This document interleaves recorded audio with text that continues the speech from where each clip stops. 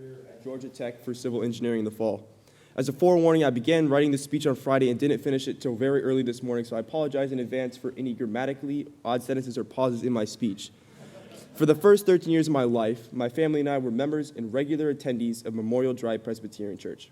And it was there where I was first introduced to Christ, his story, and his boundless love for us. But while my family was heavily invested in the church, it was difficult to be truly excited to go to church on Sunday, participate in VBS, etc., when none of the kids in the youth group lived near you or attend the same school as you. And so around 7th grade, I began to transition to St. Luke's. First, it started with my school grade small group. And even though I can't remember exactly why or when I started going to the Wednesday meetings, I know I was instantly hooked. Entering high school, I began to participate more and really invest time with the St. Luke's youth activities. I went to Kentucky during the summer of freshman year to help rebuild and clean up houses, joined SLA sophomore year, went to San Antonio this past summer for the Blueprint mission trip, and have attended multiple DNOWs. As mentioned before, I've attended multiple mission trips throughout my lifetime, with one of the most memorable being the Kentucky trip with Adventure Serve. During my mission trip, I spent 3 days serving the less fortunate communities of Kentucky. While day 1 and day 2 took effort and were accomplishments in themselves, our group's experience on day 3 was unlike any other.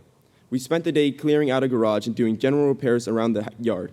While these tasks were pretty normal to us, there was something about the conditions of the garage with the dust and the mold, the limited amount of water, and the heat on that day that made the tasks extra grueling and tiring. Attesting to how physically draining the day was, my friend Matthias fell asleep upright in a chair in our trash pile near the curb, and 3 of my friends had to stop working early to rest from the nausea and get out of the sun. Throughout the day, we were able to interact with the homeowner, and my conversations with her made the physical demands of the experience worth it. The homeowner was a single, elderly woman who was quite lonely with limited friends and kids who never called or came to visit.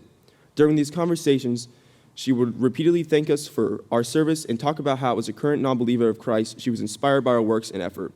And so while we left the site with little physical energy, the amount of gratitude displayed and the impact we made on this woman's life filled me with spiritual energy and a hunger to go out into the world and make the same impact on as many lives as possible.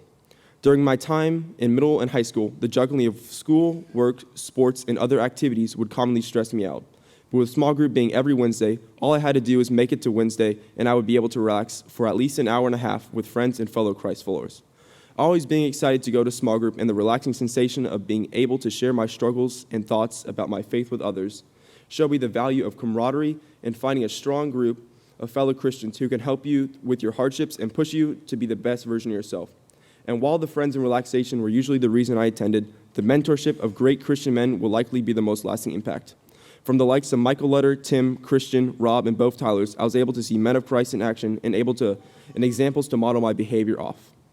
With my found passion for helping others, my understanding of the importance of being among other Christians, and the examples of model discipleship, I will forever be grateful to St. Luke's for all the experiences it provided and knowledge it has passed on. Now, as an incoming college student, the impacts of my time at church can truly be seen.